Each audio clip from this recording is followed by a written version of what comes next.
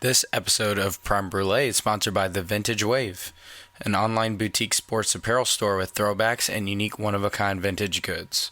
From new Mitchell & Ness looks to classic Nike and Adidas looks, The Vintage Wave has everything a sports or fashion fan could need. Visit them online at thevintagewave.com. You're listening to a Holyfield podcast. All right, welcome back to another episode of the number one podcast in your headphones, Prem Brulee. I am your host, Premal Bot with Holyfield, and I'm going to be riding solo for this week with a little bit of a hoarse voice from having been at the Cowboys-Texans game in Houston, Texas. So bear with me here and enjoy the nice raspy version of myself. Okay, yeah, fam or not, and as tradition's been going, I wanted to establish a little theme for each week of football. And this week's theme was separation. You saw teams like the LA Rams and the Kansas City Chiefs further prove that they're for real. The Chiefs winning in convincing fashion against the Jaguars with a great defense, and the Rams finding a way to squeak out a victory against the Seahawks despite losing a couple key players mid-game.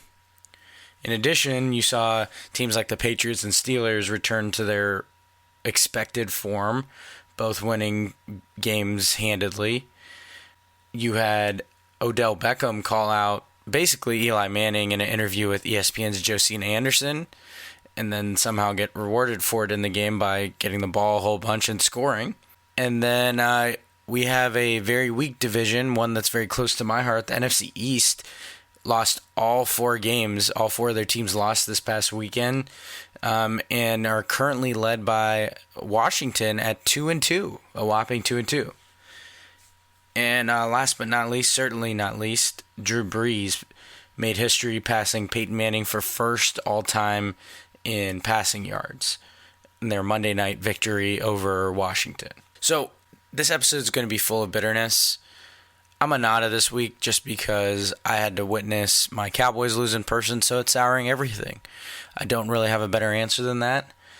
Yes, the NFC East is still in play, so in that sense I am a yeah fan, but after witnessing what my team trotted out there in person, I don't feel great about this season, and I don't particularly like someone like Odell Beckham Jr. getting rewarded for causing a distraction. So I'm a nah overall to week 5 of the NFL. Hopefully week 6 rebounds, but I'm not holding my breath. Okay, moving over to college football, a little bit of news out of Tuscaloosa when their Alabama's head coach Nick Saban basically ripped into Alabama students for not showing up to their victory against Louisiana Lafayette 56-14 the other week. He said, quote, "I can honestly say I was a little disappointed that there weren't more students at the last game. I think we're trying to address that. I don't think they're entitled to anything either. Me personally, I think it ought to be first come, first serve. If they don't want to come to the game, they don't have to come. But I'm sure there's enough people around here that would like to go to games, and we'd like for them to come too because they support the players." End quote. Okay, so this is a highly debated topic, whether yeah, fam or not, agreeing with Nick Saban's comments. And trust me, I get it. You're not entitled to anything as students. Alabama students especially are definitely taking it for granted, having their program be a dynasty the last decade, or at least since Nick Saban's taken over. So I understand why they get spoiled by the product that's out there. But listen here. I'm ultimately a nah. Nick, if you want to complain about the students, first of all, fucking don't, because they don't get paid like you do, so they don't have to be there. They don't have to show up. They can do whatever the fuck they want with their tickets. If they tried to sell them, fine. If they didn't and they used them as toilet paper, that's not your concern. The simple fact of the matter is, maybe you shouldn't schedule high school varsity teams like Louisiana Lafayette and bring in some real conference opponents, real out-of-conference opponents. The SEC's long struggled with this, especially Alabama. They hide behind matchups like the one they had this year against Louisville, thinking it's somehow a big matchup. Yet they're bringing in the SCLSU Mud Dogs into Tuscaloosa just to get their ass whooped. Who in their right mind wants to waste a Saturday in college watching their team just whoop some ass? At the very best, you're going to get people show up for one half and leave anyway. I don't think you have any right to sit there and expect anything out of students because, yes, you've put a good product out there and they should support them, but they show up when it's needed and when there's actually an opponent worth watching. Trust me, I get the logic. I get being there no matter what, unconditionally for your team. But if you're not going to have a good product out there for me to watch, it's a free fucking country. They can choose whether they want to go or not.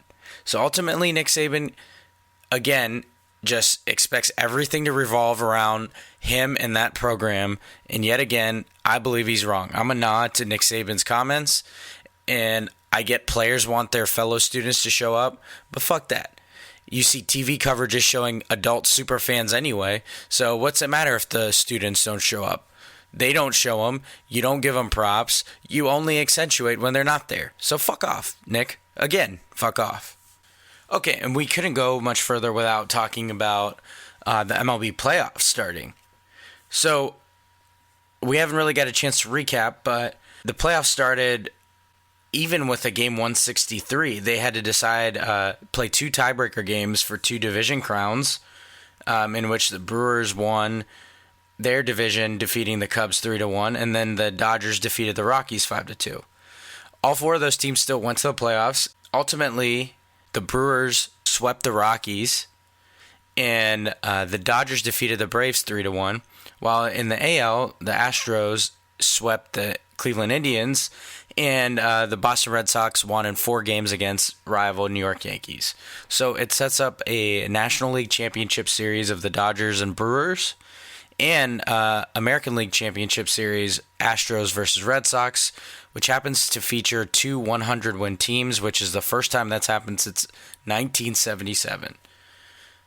So, I am a Yeah fan to this. I found myself watching way more baseball this year because of my family allegiance to the Astros and having so many friends with Cleveland Indians allegiances and all across the board. So, I'm a Yeah fan to these playoffs. The NL has a unique combination, especially with the Brewers coming out of nowhere. And the American League has the right 2 teams squaring off for a chance in the World Series. I can't wait to watch the Red Sox and Astros face off with 2 very talented offenses and really good starting pitching staff for both. Go Stros, by the way. That brings us to likey, no likey, hate it. I only have a small likey, and trust me, I was grasping at things for that. Yes, I definitely like the Buckeyes finding a way to win, but they didn't look very impressive for a lot of the game against Indiana. They pulled away at the end and got it right, but like to see some tremendous improvement before we get to a couple of tough opponents to finish out the season, like Michigan State and Michigan. Okay, so my likey is that the Browns won again. I'm genuinely happy for the many fans I know. They've been so patient with their shit product that it's cool to see. And in reality, they probably, instead of 2-2-1, should be 4-1. They got a victory taken away from them against Oakland.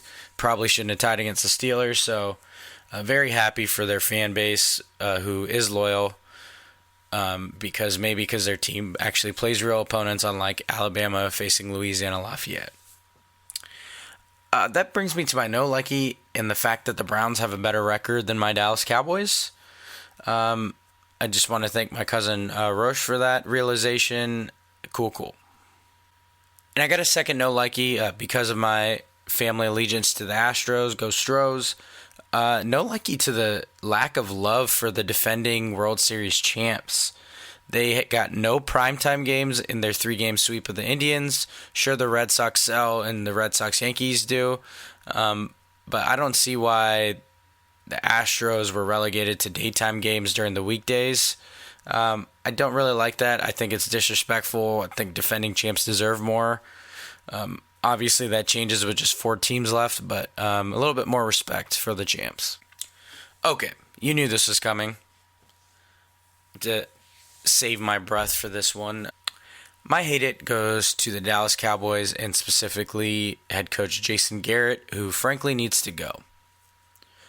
So, I paid lots of money. That's not what it was about, but I paid money to show up in Houston and watch my Cowboys fucking stink up the place. Listen, I have a whole new lack of appreciation for the product they put out there when you pay good money to watch them in person. Jason Garrett should absolutely be fired for his insane stupidity. We all know by now Dallas had a 4th and 1 in overtime from the Texans' 42, and a offensive line that has been a decade in the making, and an early draft choice in Ezekiel Elliott behind them. Instead, what does Jason Garrett choose to do? The fucking wimpiest shit ever, punting from plus territory. What makes it worse is the simple fact that in the Dak and Zeke era, the Cowboys have gone for 19 4th and 1 conversion attempts. They have converted fucking 18 of the 19. 94% of their 4th and 1s have been converted.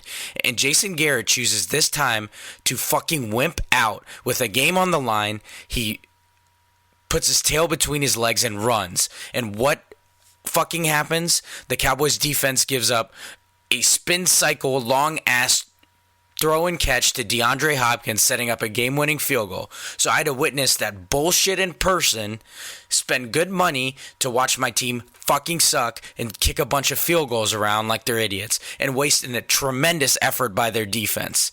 This offense is abysmal. I'm ready for Jason Garrett to go, and I am honestly ready for the Dak Prescott era to be over. This just isn't working, and the simple fact is that they've constructed a team that they're wasting. They're wasting away and don't know how to fucking build a team. I wish I could give up the Jerry Jones family running this Dallas Cowboys organization. The front office keeps opening their stupid goddamn mouth. Des Bryant has shown an interest in coming back. He never should have been cut in the first place. Yet, their front office, Jerry, Steven, Jerry Jr., all talking about Des Bryant. All talking about the fact that they haven't had a number 1 wide receiver in years. Bitch, who the fuck were Des Bryant and Jason Witten to you then? And how are you going to disrespect the current players right now by saying something like that in public? They can't get out of their own way. They always have to be the center of attention as owners, and it is getting sickening as a fan. It is exhausting to watch this stupid-ass product on the field, and now in person, a whole new level of hate for me to witness this fucking bullshit manifest itself on the football field. There's no reason the Cowboys should have lost that game, and they had a perfect opportunity in overtime to do it. Jerry's puppet, Jason Garrett, wussed out, and Jerry and Steven and his nepotism front office sit there and just talk behind their mics to people who will publish their quotes and cause turmoil in their locker room. I'm sick and tired of the bullshit. I'm sick and tired of Jason Garrett, sick and tired of Jerry Jones, but there's just no fucking end in sight. Hate it, fucking hate it. I think us fans should maybe get our money back because, like I said in a previous episode, if you're not going to show up while we do in a 60-40 visiting crowd, then why the hell should we have to put money in your pockets if you're not using it wisely? Get the fuck out of here. Okay. See if I can save my voice a little. This voice that I, by the way, lost cheering on my team who was not worthy of me losing my voice. So thank you again for that, Dallas Cowboys. Okay, let's switch over to a lighter note while my body temperature returns to normal. Lottie frickin' da. And one of them in particular is very gratifying for me as a Cowboys fan. Or I don't even know if I'm a fan. That's using it lightly after what I watched. So as a former supporter of the Cowboys. And that is Odell Beckham Jr. Odell had 8 catches for 131 yards and got his first receiving touchdown. In addition to that, he actually threw quite the gem of a passing touchdown to Saquon Barkley. It was a wide receiver screen that passed to Saquon Barkley, who was wide open. Lottie frickin' da to you, Odell, because your Giants lost to the Panthers, who kicked a 63-yard field goal to beat you last second, which is very gratifying as a Cowboys fan. In addition to that, you just didn't deserve to win. After calling out your own team and causing a locker room rift as a team captain, you probably deserve that to happen. Lottie frickin' da to you, Odell.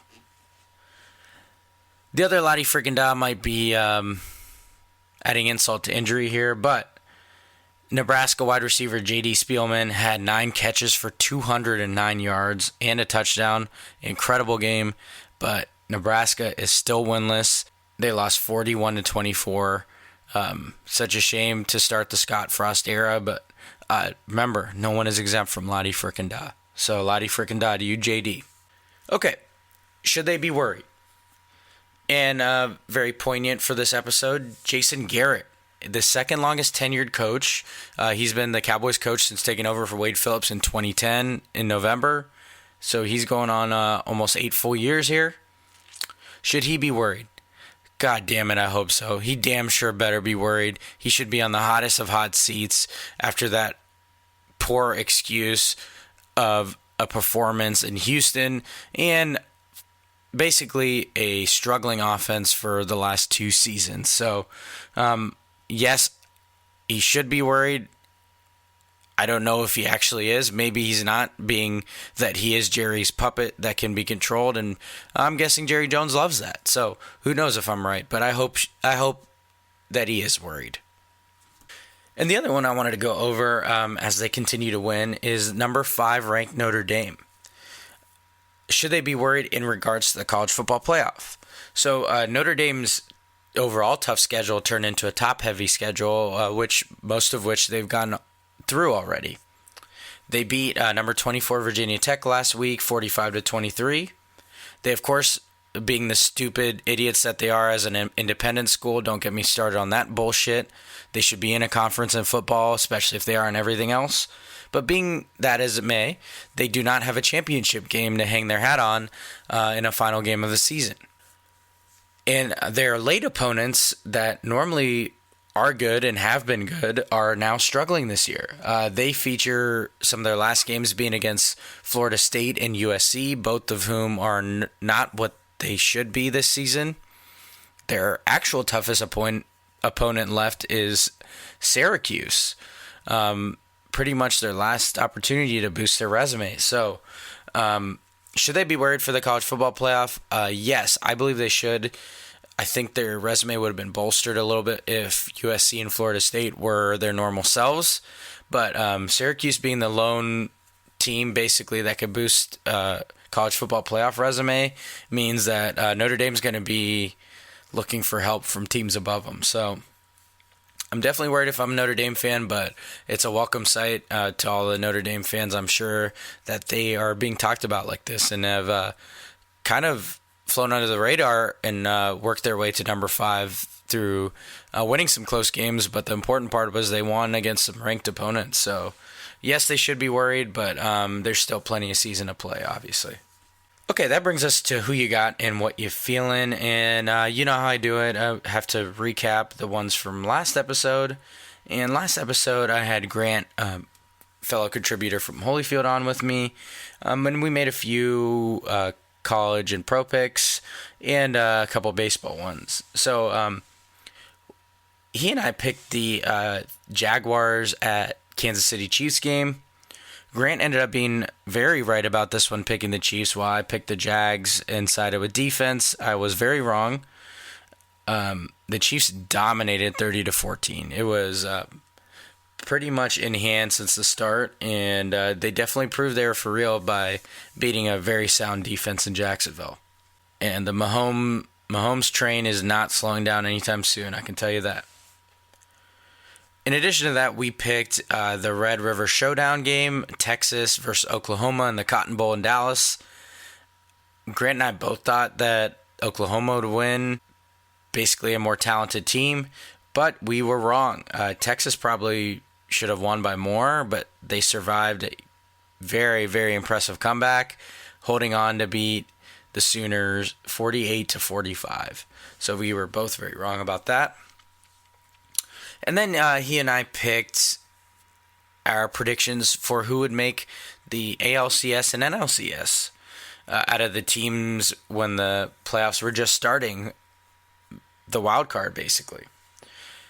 In the NL, I believed it would have been the Cubs and Dodgers, And Grant thought it'd be the Cubs and Braves. We were both very wrong about the Cubs, who lost their wild card game surprisingly, despite all their talent. Which, by the way, Lottie frickin' da to the Chicago Cubs and Cleveland Indians especially. With talented game teams like that, the Indians should not be swept by the Astros. You should be able to pick up at least one win. And the Cubs, what a disappointing season with their payroll to not make it even past the wild card. To lose game 163 before that and lose the division crown. Overall, very disappointing end to what were very successful seasons for those two teams. Anyway, I thought it'd be Cubs and Dodgers. Grant thought Cubs and Braves. Grant was wrong on both. I got it half right as the Dodgers moved on to the NLCS handedly, and they'll face the Brewers, who won that said division crown that the Cubs gave up. In the AL, I was money. I predicted, it wasn't rocket science to predict two 100-win teams, but I picked the Astros Red Sox, which it came to fruition. Grant actually needs a Lottie frickin' da for himself. It was pointed out to me by one of the listeners, shout out my brother Vish, but Grant picked a combination that wasn't even possible for the ALCS. So, Grant, this serves as your call out here. Lottie frickin' da to you. Grant picked the Red Sox versus A's, which entirely was not possible for the ALCS, because if the A's had made it past the wild card, they would have played the Red Sox in the ALDS, not the ALCS. So, Grant, by default, should count both against him, even though he got the Red Sox one right. So, that's that. Shout out to you, Grant. We also went over the biggest impact players in the NFL returning from suspension. Drug-related suspensions are usually the 4-game variety. We went over the fact that the Saints running back Mark Ingram came back, Patriots wide receiver Julian Edelman, Ravens corner Jimmy Smith, Cowboys defensive lineman David Irving, and names like Thomas Davis, Vontaze Burfict. I thought Julian Edelman would be the biggest of impacts. The Patriots had looked out of sorts, and to my credit, they did kind of right that wrong. They looked back to their old ways. I don't know if that was a result of just Edelman or what, or playing the Colts was probably the bigger reason. Grant picked Jimmy Smith, the corner for the Ravens, which is a great pick, a big corner. Long term, we'll see how this pans out. I know statistics-wise, Mark Ingram did show out, sniped a few touchdowns from Kamara, but was a big fantasy performer. Now on to this week. I like to mix up the games I pick, not always the high record matchups, but I like to pick a few teams that are lower on the totem pole. So that brings me to this week's pick. Colts, who are 1-4, are visiting the New York Jets at 2-3. The Jets are a 2.5-point favorite at home. I'm going with the Jets. Just when in doubt, I love how their defense is playing. They're young, they're fast, they fly to the ball. And the Colts look to be banged up. They have a lot of people injured. And I just feel like they're steps away in their division and in general. So I'm going with the Jets, default to the home team and the team that's been hot and cold versus just cold in the Colts. For the college game of the week, I wanted to go along with, I guess, what College Game Day is going, and that is number 15 Wisconsin, who is 4-1 overall, 2-0 in the Big Ten, traveling to Ann Arbor to face Michigan, who is 5-1 and 3-0 in the Big Ten. It is a night game in which Michigan is favored by 8 points at home. Of course, just to recap, Wisconsin's loss was that upset at home against BYU. They're very, very super tough out-of-conference opponent. Michigan's loss was the opening week against Notre Dame, who we talked about earlier. My pick for this game, pains me to say, I'd actually prefer both teams to lose. But I have to go with Michigan just because their defense seems to be very impressive. They seem to be clicking on all cylinders and on a roll, having won 5 straight. So I see that continuing, and I see Michigan winning at home, especially because they have that 110,000 behind them. Okay, and I wanted to get the MLB playoff picks out of the way for who is making the World Series. Of course, we already went over the 4 teams left. They are the Dodgers and Brewers in the NL, and the Astros and Red Sox in the AL, both 100-win teams. In the NL seems to be a toss-up. I could be very wrong about this, but love how hot the Brewers are. So as a toss-up, I'm just going to go with the Brewers. I'll go with the hotter team right now. They're both, of course, all four teams are hot, but just on a hunch, I feel like this year has to be a little different, and I think the Brewers are that fourth team that no one really saw coming, and seems to happen a lot lately. And this pick is a tough one, the Red Sox and Astros, because I'm really, really rooting for the Astros, for my family, as a true fan since day one. But I think I'm going to go with the Red Sox, and I really am cognizant about not getting too overconfident, and the fact that if I'm wrong, I'll still be thrilled, and I really hope I am wrong. So I'm going Brewers versus Red Sox in the World Series. We'll see if I'm right. I hope I'm wrong, especially in the AL. But I had to do it, and I feel like my family knows why I made those picks. Knock on wood. Okay, that brings me to what I'm feeling this week. And I have to give a huge shout out to LFG Fest. The Mag 7, my cousins, I had such a good time with my family in Texas. Despite the Cowboys' disappointing performance, it was so much fun getting to spend time with my family. It was long overdue. Got to base it around sports, get some quality time with all my loved ones, my cousins, significant others that are like family, uncles, aunts.